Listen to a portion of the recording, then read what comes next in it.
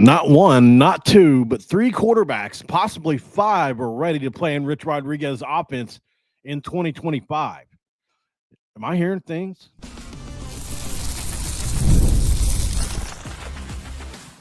You are Locked On West Virginia, your daily podcast on the West Virginia Mountaineers, part of the Locked On Podcast Network, your team every day. And what is up? Welcome back in, guys. My name is Mountaineer Paul. I am your host. This is Locked On West Virginia, baby, where we're talking Big 12 Media Days. Rich Rodriguez took the stand at the podium today and also on ESPN and had multiple things to say. We're going to cover that on this episode. This episode is going to be brought to you by FanDuel. Right now, if you look at FanDuel, new customers get $150 in bonus bets. That's if your first $5 bet wins. You can't win if you don't play. Make sure you head to FanDuel today, Junior, to get started. And thanks for making Locked On West Virginia your first listen. And for being a part of the Locked On Podcast Network, we talk about your team, the Mountaineers, every single day. Okay, so I'm not at Big 12 Media Days. I don't know how many of you knew I wasn't going. I changed plans. Very appreciative of the credential pass that I got. Some things have happened.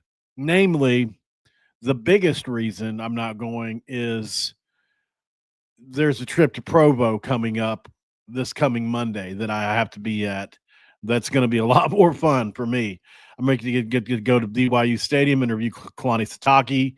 I'm going to get to meet the players. I'm going to get to tour the stadium, and I'm going to get like 12 or 13 separate events that it's a brand deal, basically. Like they're using my platform to promote tourism in Utah, so that people will want to come up and see what they have to offer for away games and things. So their county commissioner got a hold of me and I agreed to do it. So that is why I am not at Media Day. So anyways, thank you guys for joining in. Rich Rodriguez takes the stand today.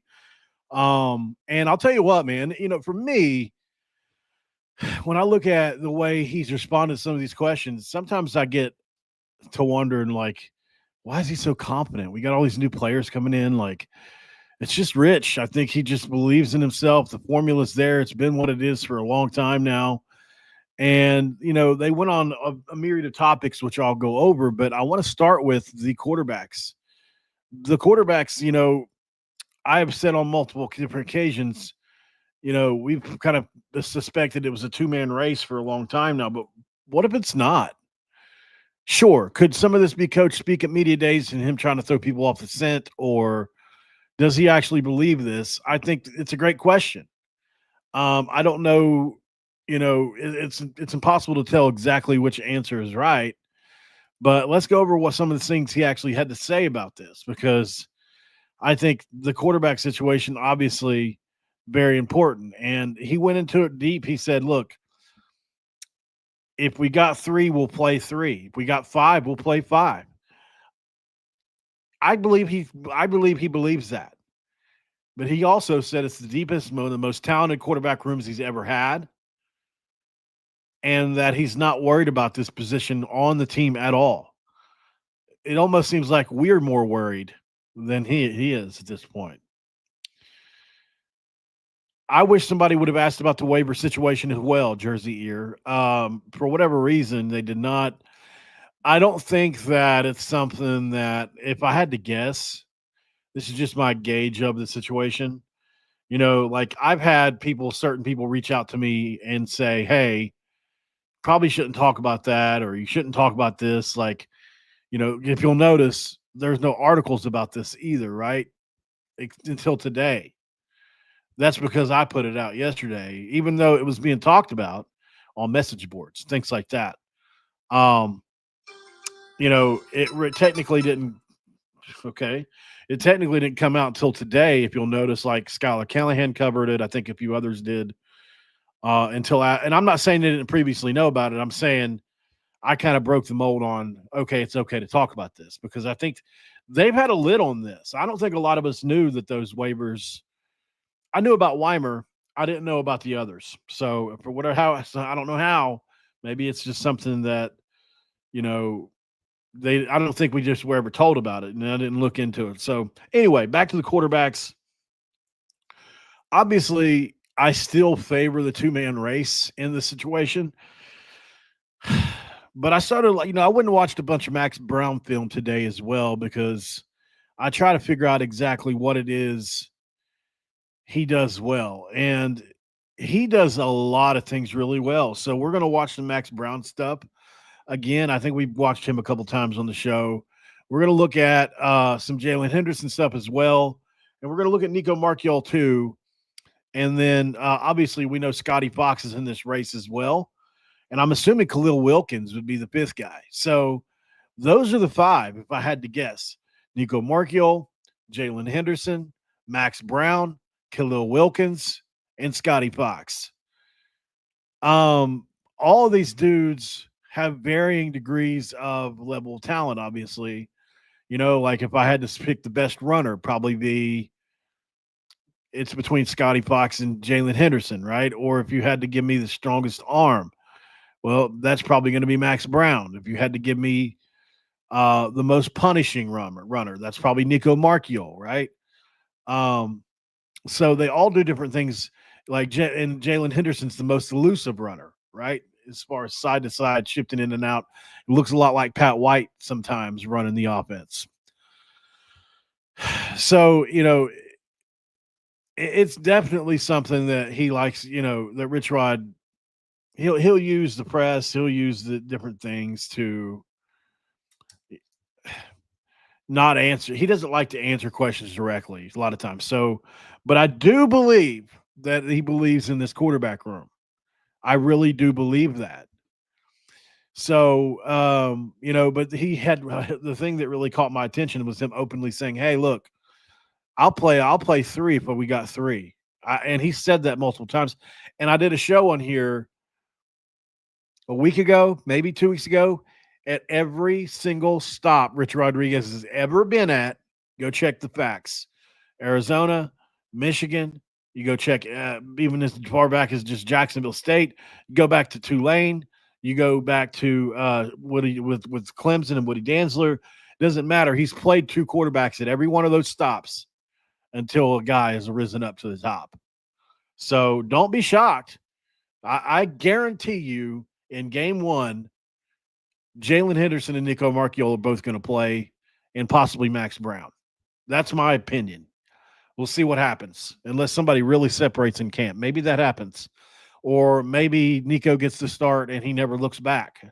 I mean, because if a guy's playing well, he's probably not going to, unless he's just automatically going to give both guys a shot. So you got to be able to evaluate the tape, right? So hopefully after Robert Morris, we've just got the situation kind of solved and moving on. But we'll see. Some other things Richrod had to say today, I'm going to go through. So they asked him about the culture, obviously the roster turnover, and he emphasized the maintaining the existing team culture and being cautious about bringing in new players to disrupt that. Talked about the transactional nature of roster changes and how that can affect a culture in a locker room, because you're bringing guys in. It's a mixture of, okay, this kid's really good, but also we had to pay him, and sometimes those things align with each other, right? So a kid's really good, and you have to pay him, and he has a great attitude, but sometimes maybe not as great. And so you weigh against, God, this kid's really good. I think he would be really good in this spot, but his attitude, his former coach said he couldn't motivate him, or his former teammate said that he is a bad egg. He likes to stay out late at night, or he's got multiple women and he doesn't focus on footballs, whatever. So, inevitably you're going to have to varying degrees, you're going to have personalities that come in that, sometimes they prove you wrong, sometimes they prove you right? But I think generally when you're talking about bringing in 70 guys, it's going to be hard to hit on every single one of those guys. But if you can hit on the vast majority, the culture will drown out the few naysayers, and then you can just continuously, it's like, it's kind of like when you make moonshine, right? You save a little bit of the last batch and you add it in with the new batch, right? And the more you do that, the more you purify, your culture. So that was a pretty good analogy, actually. All right. So he talked about the turnover challenges because of the first year with a new staff typically involves significant roster changes. And he even said they had more than they anticipated. Last year at Jacksonville State, they had 60 new players. We know that. And that delayed some of that team cohesion that didn't happen for 3 games. So he aims to limit new additions to 25 to 30 next year, he thinks. Or that's a number he threw out there. I think that's probably a number that will probably be a similar or around next year, as long as we can keep our guys. He was asked about his time at Arizona, which I found to be interesting because obviously, the coaching, he said the coach and staff have familiarity with about half the programs in the Big 12. And even though it's a new league, basically, he's got past experience with Arizona, Arizona State, BYU, Utah, and others. So it gives him a little bit of a head start in understanding opponents and opponent culture. He talked about the nostalgia and the homecoming and coming back to West Virginia, and kind of reflected fondly on his time at Arizona. But you could tell he wanted to move on and talk about West Virginia, which is what he said. But I'm happy to be home now. Thrilled to be back at West Virginia, describing it as a full circle moment after a 15 or 20 year journey. The advantages and challenges of turning to West Virginia is a section that I have here where he talked about the smooth transition. Unlike typical coaching transitions, which can take up to 6 to 9 months to adjust, he said West Virginia felt like 6 to 9 minutes. And I don't know why 69 is being used a bunch, but it is. He said returning to West Virginia feels easier due to prior familiarity with the program. He knows where the bodies are buried, where the traps are laid. I thought that was a funny a way to put that for him, but I think I've heard him say that before. By the way, I was right. He did say if I'm not a better coach today than I was yesterday spiel. You repeat the same thing.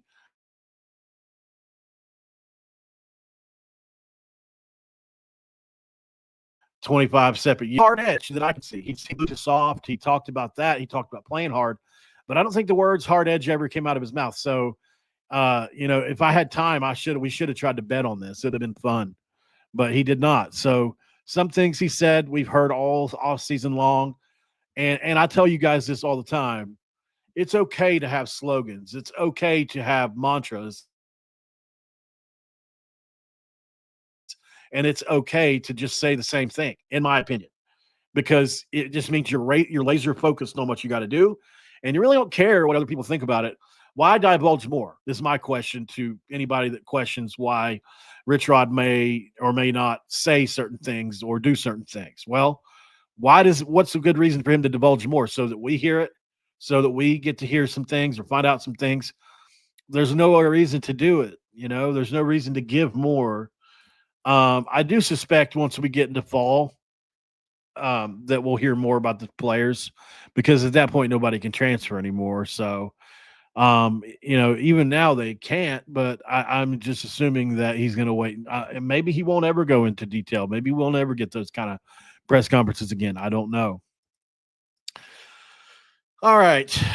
Some other things he talked about were the NCAA settlement guardrails. He talked about wanting an improved structure. He thinks the administrations, like the AD, should have more influence in shaping these solutions. And as they are effectively running the show while progress has been made, there's a long way to go. He talked about his career perspective post Michigan. Since leaving Michigan, the coach, Rodriguez has come more focused, with every decision centered on, does it help us win? That's his ultimate guiding light. When anything regarding the West Virginia program he comes back to a separate single question. Does it help us win? Am I going to put new field turf on the stadium practice field? Does it help us win? Am I going to bring in another transfer offensive lineman, that maybe has some character issues? Well, does it help us win? Am I going to hire this coach or that coach that has a great reputation but is a bit of a soft on the players or whatever? Does it help us win? So I think that guiding light at the end of the day will help him can hopefully achieve the success of last year at Jacksonville State or better with us. He talked about the overall quarterback talent of the Big 12 being the best in the country, returning in his opinion. I agree as well. And then he talked about West Virginia's room being 4 or 5 deep, which is insane. And he said that his team has no chance to win without strong quarterback play, highlighting the competitive quarterback landscape in the Big 12. He got into his motivation and coaching philosophy a little bit, talking about how he changed. He talked about trends and innovation because they'd ask him about his, innovation and how he kind of made these things happen over the years. Then he talked about Pitt and talked about how we hate Pitt and how the game's going to be a massive crowd this upcoming year in Morgantown with 60K in the stadium, 15 outside tailgating, drinking moonshine. I think overall he has that, Coach Rodriguez is giving off a vibe of optimism for success. I think he believes we can win by focusing on team unity, leveraging a talented roster at court, especially at quarterback, and just continuously refining the culture. And then also the strategic balance of that, because the challenge lies in balancing the roster stability, adapting to a new league, navigating the evolving NCAA landscape, while also maintaining the physical team-oriented style that has so defined Rich Rodriguez during his coaching years. All right, guys, let's go to break really quick. I'm going to get into this quarterback-specific stuff here in a second because let's dive into each quarterback a little bit more. We talk about them a lot, but do we dive in a lot? What do they do specifically individually well or not well, and what can they improve on, in my humble opinion? We're going to go there next. Stick around for Locked On West Virginia. We'll be right back. And this episode of Locked On West Virginia is going to be brought to you by FanDuel. And when we talk about FanDuel, we talk about winning. Duh. The summer sports are in full swing. And whether you're talking about baseball under the lights, golf on the green, high-stakes soccer action, or what have you, FanDuel is the best way to make every game even more exciting. And look, if you're ready to follow the action or you're already following the action, why not make that a little more thrilling with FanDuel? Because today you can get on the game while your friends are getting sunburned at the beach. I've been using FanDuel to track my favorite matchups. And look, I like matchups. I like different matchups, whether it's wide receiver on corner, whether that's pitcher against batter. It doesn't matter to me. And this app keeps it fresh with new daily promotions and fun ways to bet if you enjoy to bet a few bucks here and there. If you're new to FanDuel, new customers can get $5 and get $150 in bonus bets. That's if you win your first $5 bet. Open the FanDuel app today or visit FanDuel.com to get started now. Oh, in segment 2, we always crack open a do. In spite of I'm an addict, I can't stop drinking it. Probably the most difficult thing I've had to put down. I don't know why. I think it's because it's my last bastion. Like if I name down specifically all the things I've laid down, and for hopefully there's nobody that's never listened to me before, like what? But I'm in recovery. You talk about it all the time. Some people say too much, but I put down heroin. I put down obviously all the pills that I used to do. I put down cigarettes, put down marijuana, put down mushrooms, put down ecstasy, put down acid, all those different things I put down, which I should be insane over. And I would say that this Mountain Dew habit is as hard as a lot of them. Not the hardcore drugs necessarily as much, because those have severe physical withdrawals that just take them to another level. Heroin withdrawal, I wouldn't wish on my worst enemy. It's horrible. It's horrible. It's the worst flu you've ever had times 10. But anyway, so this here has no physical withdrawal. I just wonder if it's like a mental thing for me where, because I don't have anything to kind of pep me up early in the day, like Ross Hodge talked about Diet Coke the other day on Three Guys, right? Like it serves as a little bit of a caffeine intake, but also like the sugar, right? I love the flavor. I love the taste of it. It's something that I can drink over and over again and not get sick of. There's very few things for me personally that I can do that with, especially post-COVID. I'm not going to go into an anti-vax thing, but I didn't get vaccinated for personal reasons. A lot of them has to do with just different health issues I've been dealing with and medications that I take that I felt like wasn't researched well enough for me to personally to do, because I felt like, I'm taking all these different medications and they're whipping this thing up inside of a year. and I just didn't want it to impact anything that I needed more, right? So I didn't get vaccinated. But here's what happened after I took COVID. After I got COVID, it was like 14 days or something. I lost the taste and smell, but that was it. But and I didn't get sick. But ever since then, the way things taste and the textures of things have totally shifted. I mean, things that I used to love, I don't love as much anymore. Macaroni and cheese is one of those things. I used to eat it all the time, probably for the best. But the texture, it has to be right for me to even eat it now. All right, before I get off into a big tangent here, let's move on to a break. We'll go 6 seconds, guys. We'll be right back. And on the other side, let's jump into this quarterback stuff more. We're going to dive deep into the quarterbacks next.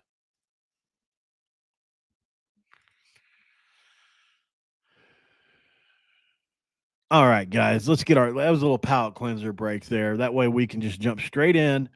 No worries, no fans or butts, and share screen here. We're going to start with Max Brown, and I've showed this stuff before, but I'm going to show it again because I think it's worth showing. Max Brown is an elite athlete in a lot of different ways. When you look at him as a player, I think, you start to realize, okay, this kid is much more talented than probably given credit for. And I'm sure there are reasons for that and whatever you want to say. Um, you know, I think this is a kid that I just wouldn't be shocked if he ends up playing with some snaps for us this year. And I also wouldn't be shocked if he ended up being pretty good as well. If you look at, it's like he's got some tape. Where is it? There it is. Okay, we got to fast forward the first bit of it here. Here's him. So he was at Florida first, right?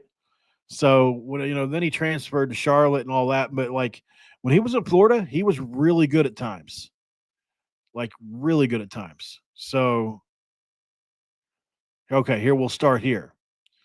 So this is him running the Florida offense in practice, right? It's pretty similar to what West Virginia does, I would say. Or no, this is not practice yet. This is in the game, but this is what we call all 22, right? All 22 footage is just, it's usually sometimes it's eagle eye over the top, sometimes it's this angle here, but basically all 22 footage it's the coach's tape. It's what all coaches have. Like if I want to research an opponent and I need the tape, I'll call such and such coach and say, hey, have you got that all 22? And then they'll shoot it over to you, whatever, digitally, and you got it. But all it is you can see all 22 players at the same time, not just one side of the ball, or not just, maybe the corners or safeties are out of the screen. You can see everything going on at once. And it helps coaches because you can see everything, and you can make, choices and deductions based off of several different factors and things. So make sure this is full screen. Okay, we are. And this is Max Brown operating at quarterback. I think, at Florida, something he doesn't get a lot of credit for is, number one, his arm talent. Probably the best pure passer on our team, guys. And some people may say that's controversial. I don't think so. His issues arise from being sped up. If he was slowed down, I truly believe this kid has a chance to be a very good starting quarterback. But I don't know if he's going to get that opportunity at West Virginia or not yet. But I do think people are sleeping on him for multiple reasons. And I just went back. Oh, crap. Well, that figures, don't it? There we go. Okay. We're back. Let's go. In the shotgun here, he's going to take a snap as the receiver comes across in motion. And look at that pass there, a little bit behind, right? And you can see he throws off his back foot here. Throwing off his back foot, moving left. So he has to take it. This kid's coming off the edge. So he takes a step to his left off his back foot. This kid isn't really open yet. There's nobody really open yet. So, he's see that right there. That's what you call that motion is close to, it's a little under 3/4 style motion, right? And one of the things you see from him a lot is, and it's not, it's not a great throw, but he makes these throws a lot where his arm is different angles and doing different things. And you start to see, like, holy crap, this kid's got some arm talent, especially when he doesn't have pressure like that one there. Look at him flip that ball. And I mean, it's just, you know, he takes a little off of it, right? When he puts this thing down the field, you can see him do it. Watch him take a little off of this ball and just float it down the field. And look at the arm motion, how quick it is. It's beautiful. It's like a pitcher, whenever they whip that ball, but it's a breaking ball. And you're like, how in the hell did he not throw that thing 100 miles an hour? Well, it's manipulation using your fingers and having some dexterity. And he has that here. Just a little flip, just a little, he didn't follow all the way through, and a beautiful throw. You get a different angle here. And there's a great thing he does as well. I talk about this with Max a lot. He's not what I would consider, and this is Florida. These are elite. Like, you could probably make a case this is as good as any defense we'll see this year, right? At least this is 2021 Florida. They were pretty good. So they definitely got a bunch of 4- and 5-star studs on that defense right there. So, he's a good, stop and start kind of guy, I think. And, while he's not extremely, he's about the same speed as Nico. He's not going to blow you away, blow your doors off. But can he get you 10 or 15 yards? For sure. But what he really does well is in a phone booth, boom, boom, he can really make you miss. That's a safety, boom, or a linebacker, boom. And then a great throw, so, and he does stuff like this quite often. There's another one, off balance throw. I mean, he's got arm talent. A little off balance throw here. Let's see if we can slow it up just a little bit. He's moving right here, right? You look at this. This is after the RPO. 17 or 18 basically goes right by the running back. Not a great block by the running back, and so he's got to throw off platform here.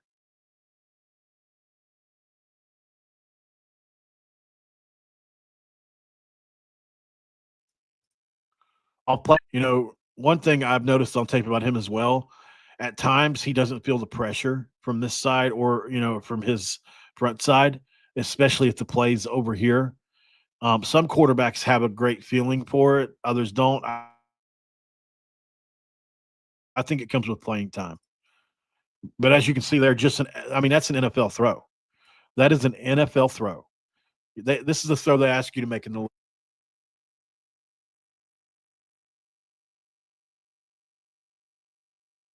Oh, you're in the fourth quarter. There's 2 minutes left, and they need you to make a throw to seal the field goal range. And this is what it looks like.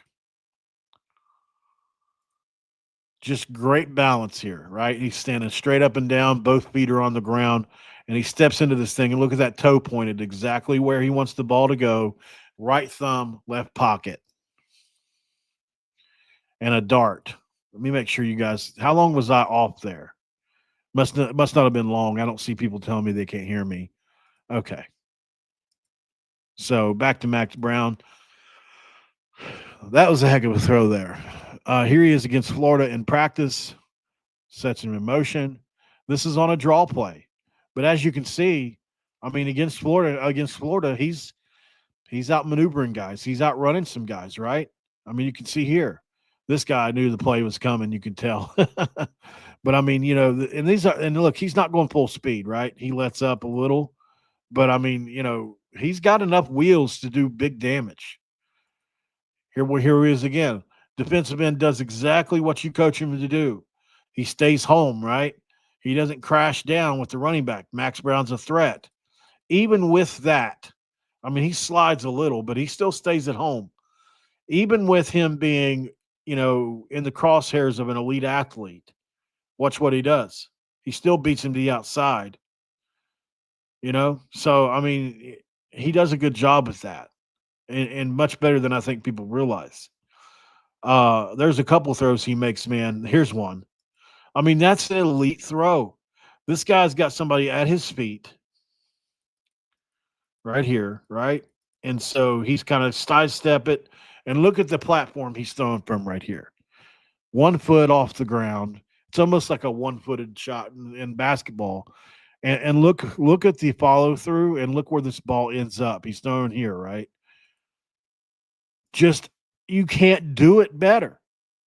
Aaron Rodgers, Ben Roethlisberger, name it. You couldn't throw it better. And look at the arm motion here. I nerd out over this, man, because look at the arm motion here. It's so pretty to watch. Just a gorgeous throw. So, and with pressure in your face, not easy to do. Once again on the readout, now this kid crashed all the way down, so it was, it was over for him, right? You keep the ball, and then a nice little cut to the inside, not bad. But I mean, he's as a passer, and this pass down the field, that's just an incredible throw. I mean, he probably throws that thing, I'd say 50 yards in the air at least. So just a gorgeous pass down the field. Is that, by the way, is that Tank from West Virginia, the state of West Virginia? I don't know. This is in 2021, right? Or maybe it's in 2023. I'm not exactly sure, guys. My apologies. Here's another great example against Missouri. Is Eddie Kelly Jr. on the field? I wonder. I don't see him. But this kid here definitely stays home on the, as a edge rusher, right? The read option comes. He does exactly what you're taught to do, just like the other guy. You get wide, you spread your arms out. That way you can make a play on the ball either way. I mean, he's got a great angle here. And watch how quick he is around the edge to beat the angle. Quicker than you think he is. And watch him make a play down the field and get 30 against Missouri. You think he can't do that in the Big 12? Put a ton on that one. And a gorgeous throw. Just a gorgeous throw down the field. Like he does, like I keep telling people they're sleeping on Max Brown as a player in this race. Ultimately, I don't think he's going to win the job, but I think it's more because of an experience. And if he had, let's say if he has a year from now, if this competition was playing out, I would feel a lot differently. If he knew the offense, he's on even par talent-wise with both Jaylen and Nico, in my opinion. Where he's separated, and he's got game experience, but you look at the numbers at Charlotte, it's not great. The interceptions are bad, very bad. So why did that happen? And that's the answer. I don't know. I don't know, because this kid here wasn't playing bad. I don't know what happened at Charlotte. Sometimes when you go to a team, where you're the best player like that, sometimes they need you to be Superman and you just press everything. I'd read an article where that some people speculated that, because he was so highly touted coming in from Florida, some people had speculated that maybe he just kind of over pushed things at a place like West Virginia or Florida where you can build around a guy. Maybe it's different. There's Graham Mertz.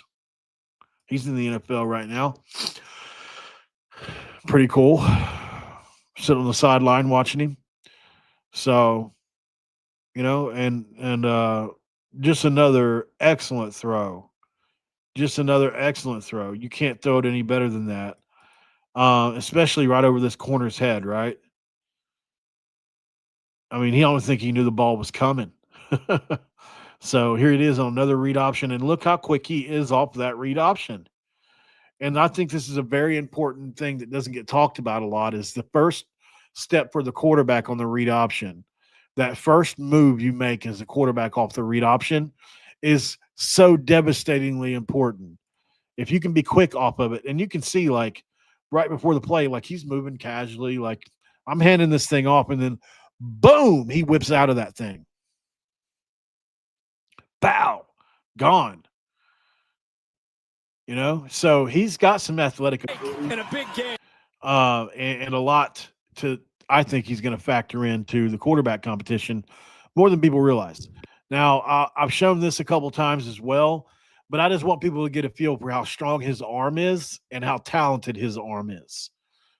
These are just him. These are like Spencer Rattler used to post these. These are different little things quarterbacks do when they want to show off their arm a little. So this is him in just plain clothes throwing the football around. pirouette throw, spiral. Here he is here rolling back out to his left, and then just that's that Patrick Mahomes kind of throw. I don't know how because it's the moving. I'm throwing the ball right, but my body's moving left, that kind of thing. So he can sling it around, man. Yeah, right, left. You look at that thing coming off his hand; it explodes off the hand. So I'd like to talk about Max a lot because I think he deserves more. Here he is playing baseball, crushing the ball. He deserves a little more credit than he gets, guys. That's all I'm saying here. All right, let's move on really quick. Let's go to Jaylen Henderson. Like the video, guys, please. If you don't care why you're in here, let's go to J-Lo. Obviously, we love him, man. Can't do no better than J-Lo. Love this kid. I think, obviously had him on the show. I'm very partial to him, but I'm also partial to Nico, and I've gotten more to be more partial with him here lately. But I mean, if you want to talk about somebody that can really run this offense for Richrod, it's this kid. And you look how quick he is. He's fast. He's quick. He doesn't have elite long speed necessarily, but he's definitely got speed.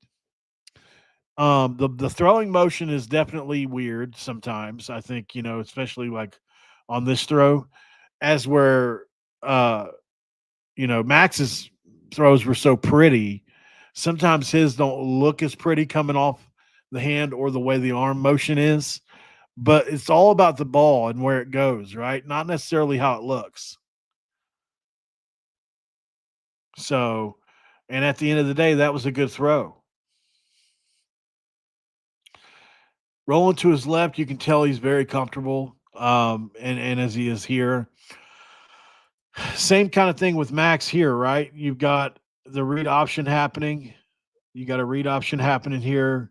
You got a defender and on the edge crashing down who totally falls for it. Probably a lot to do. And I love this play design, by the way. You send not one, but two guys. You send one guy in motion, and then you send another guy on a counter look, right? And so then you've got two guys moving out. And that's just totally fools these two edge rushers. That neither one of them knew where the ball was going. And this was a total run the whole way. Just a great play design. Pure pass here. And that's what you call sticking that thing in there. Now, I will say, if I were coaching him, I would say, and I'm not a coach, not going to claim to even be close to a coach. Please don't, nobody make fun of me. I'm not trying to pretend like I know more or better than anybody else or anything like that. But I mean, I think, it's a great suggestion here would be to just, it's dangerous, right? For your receiver, to put him in, maybe try to keep that thing a little bit further inside if you can. But with his, I mean, it's not, it's just so hard to do. And it's a throw you kind of have to make as well. But I mean, look how big this guy gets hit here. He just sets him right up for a big blow. Boom. But he took it standing up. There's another one of his throws that just don't look pretty coming off his hand or in his arm. But, because look at that off balance right there. It's off balance throw again. But, I mean, the end result is it's a great looking ball. Comes out and hits down the field. So, sometimes I look at him and think, I just think he's got a lot of potential as a passer. I just wonder, do you even need to fix any of this? Because at the end of the day, like the ball trajectory and flight and the way it looks is very good. It's not like the ball's flopping like a duck out there or anything. Here's a great example of what separates him from Max, in my opinion. I think, and especially Nico too. Max or Nico, I think, have trouble getting out of this situation, horizontally running with other defenders. I think, they're probably going to have to throw this ball away, as where Jaylen's got a little bit more pep in his step to run away from the defender. like I don't know that Nax or Nico necessarily gets away here like this and turns it to a touchdown at that. I mean, who would ever thought this play right here would be a touchdown? When the ball's right here, you're thinking there's no way this is a touchdown. And it damn straight is a touchdown. He tight walks the sideline and runs that thing 22 yards in there, man. It's just super impressive. Here he is against LSU, and you can see that's an excellent throw. You can't do it any better than that. And pressure in the face, right? You got a guy coming in, you know you're going to get hit at the end, and this is zone coverage, and you're just sticking it in the soft spot of the zone. At the sticks, you want to give your guy a chance to make a play on the ball, and he does just that. And even though it's a routine-looking throw, like, there's the linebackers all the way up here, the referee's right here, all you've got to do is make the ball from here to here, so it's nothing to write home about necessarily. But at LSU, with the pass rusher in your face, I'm just saying we don't have a lot of guys with that experience on our roster. Once again, here he is sliding to his right, throwing it left, and that's a pretty great throw. It's tough to do, right? And I love the slide step. I love everything about it. He has to stop for the ball a little bit. I mean, if you're going to critique it at all, he has to stop for the ball, right, a little bit. But, I mean, at the end of the day, it's a great throw. You can't really ask for much more. With pressure in his face big time, that's an elite throw. You just can't throw it better with the pressure in your face like this. Maybe the green jersey psychologically, you can't get hit. So maybe if you was real game, and this is why coaches say that. In a real game, this ball maybe flies out of bounds and is incomplete, right? Because you can get hit in the head. On this play, he knows he's in a green jersey. He can't be touched. So when you're evaluating this, you as a coach, you have to ask yourself, if real bullets are flying, does he make this throw? I mean, boom, right there, he's hit. He didn't get, I don't know. I mean, they let him make contact with him on that play, didn't they? Maybe I'm wrong about green jersey person. I don't know. Maybe it just means no tackling. I'm not sure. Well, there he runs away from everybody in Texas A&M practice. So he's got a lot going on with him athletically, his arm talent. He's not going to be, he's not going to throw for 4,000 yards, at least not right this year. But I think he's a kid that is a great competitor. He's got he's exactly what we need in the run game. Like, he's the most dynamic runner of the bunch. And if you're playing off of the run, this kid is well good enough to be a passer. And with improvement can really I think he could turn into a sniper passer as well.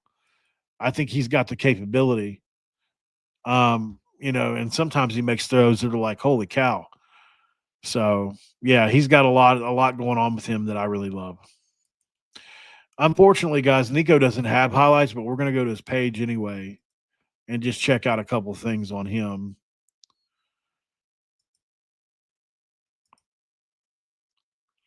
All right. So, Nico Marial. So, we all know about the play here. Now Nico Marial. Where he just absolutely trucks a guy. Let's see, where is it at? Right here. So, Nico is a power runner, no doubt. Boom. You love that. So, here he is doing the Trump dance. So, that's funny. That was funny when that happened. Because Donald Trump posted it. I mean, of all things, right? I mean, there's some guys that probably hate that. I understand that too. And then you've got these going back and forth with him and Jaylen they had there, where they were posting the rival highlights every week there for a little bit. I guess I don't have to turn the volume down, do I? Just to have it. Ball. So great balance, obviously, with Nico. Great follow through. He's got a great looking throwing motion, and he's got Awesome. Ball. I think he's probably improved. There's no doubt to me he's improved as a passer in the offseason. How much is a great question. We'll find out. We'll definitely find out. This is from 2021. So I guess this is old stuff there. I had thought that he posted more of those. I could have sworn he posted more of those workout videos. Are they not on here? Yeah, here they are. Okay. All right. And I know I posted some of it too. There he is. This is that moving right, throwing left thing that they do. This is from May 7th. So this is not even this is what is this? 2 months ago. Moving right, throwing left, and he puts that thing right on him. Here he is again, clapping for it. Bounce to balance, good. Bounce to balance is a great way to audibly help your quarterback. So let's watch it again. Oops. Bounce to balance. What does that mean? At the end of your 3, 5, 7-step drop, whatever you have, there's a thing that they call it different things at different places, but basically what it boils down to is all quarterbacks have a certain footwork that they do at the end of a drop, right? So what is the end of a drop? Well, right here, he takes it and goes 1, 2, Bounce. 3, right? 3-step drop. Bounce to balance is after the 3-step drop. What are you doing? You're bouncing, you're gaining your balance. It's just a way to remind yourself of it. And then there's the specific footwork that they've taught him what exactly that looks like here. So for him, it is you bounce, and as you can see, his feet have now, he's gotten his feet underneath him, balance, and then he's planted his feet in a way that is going to help him gain the most leverage on the football to throw it. Good. And there it is. There's the bounce. There's the balance.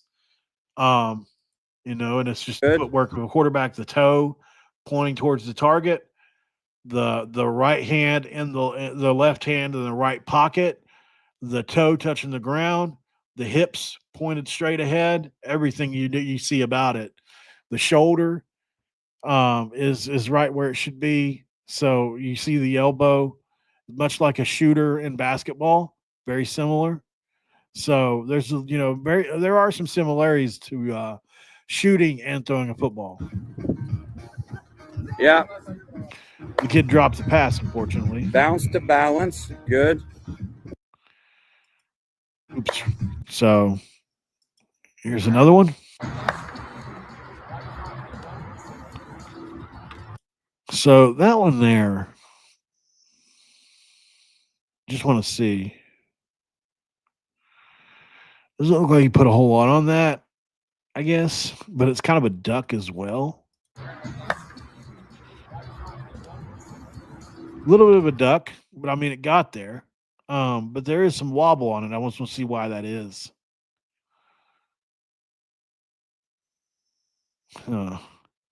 I wish I had, the ones like John Gruden, those guys have where they can really slow it down frame per frame.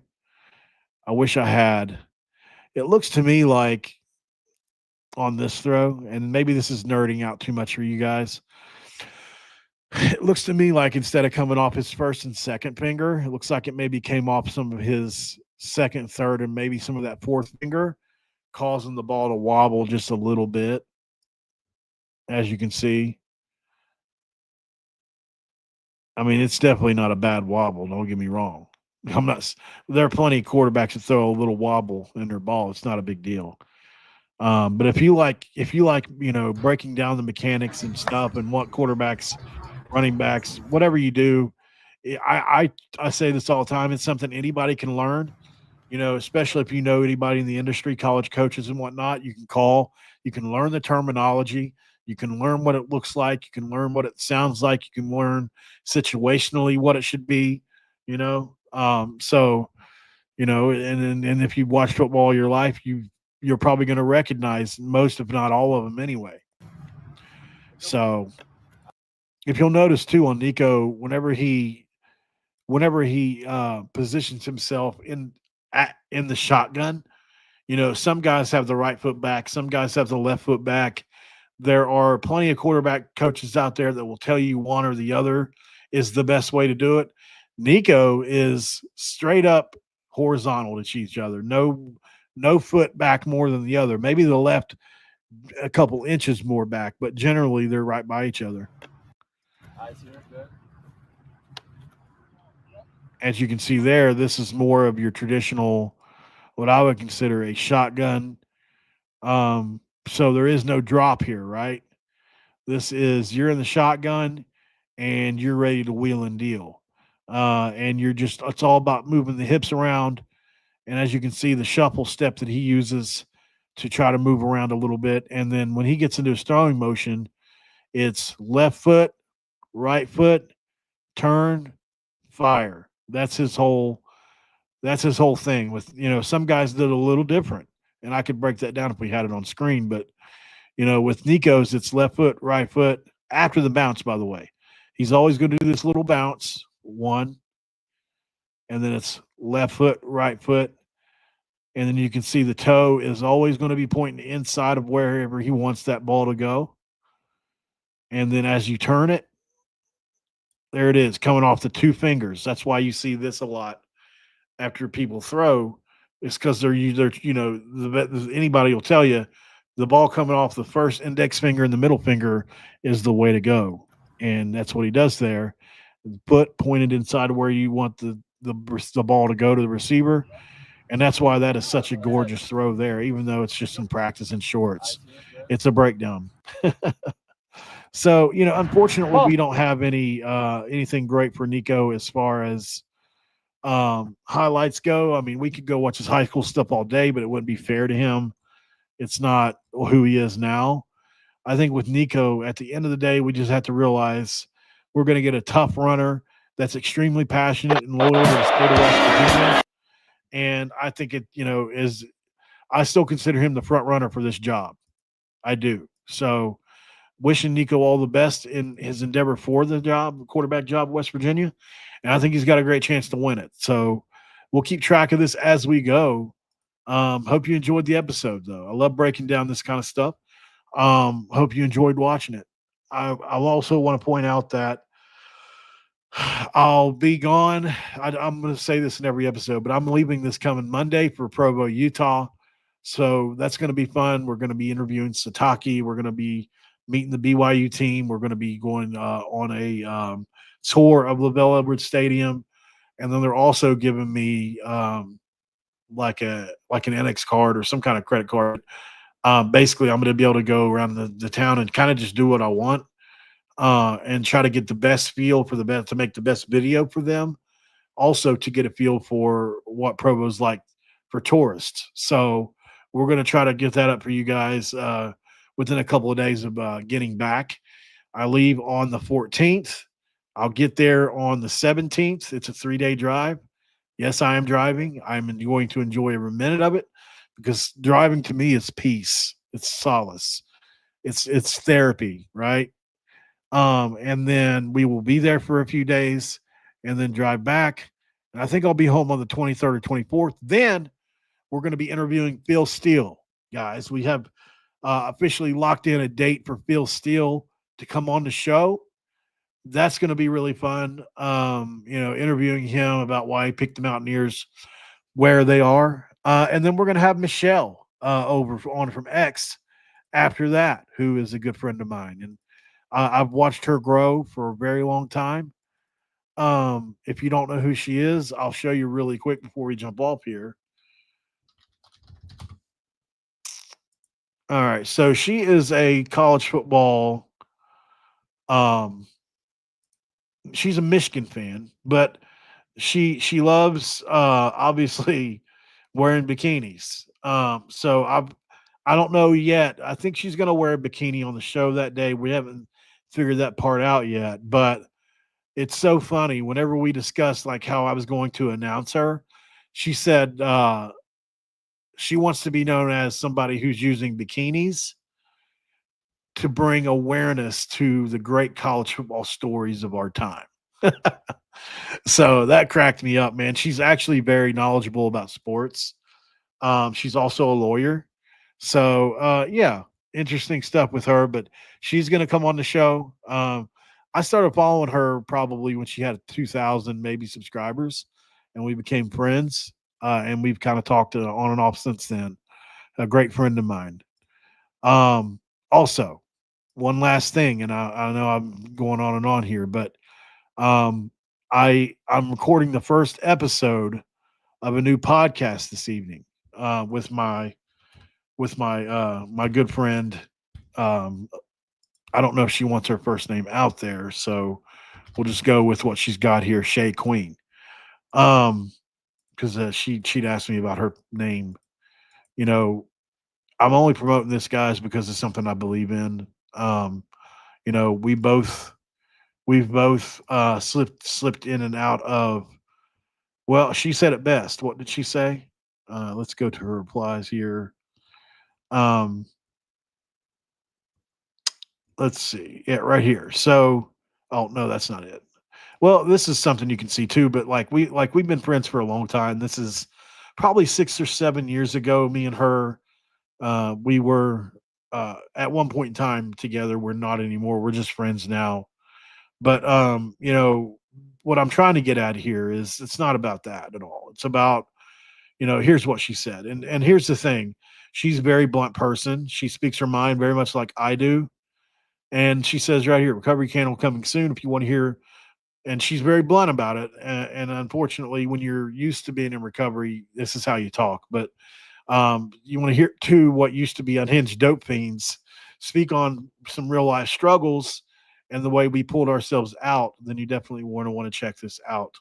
So, you know, this is something that's going to be a passion project for me.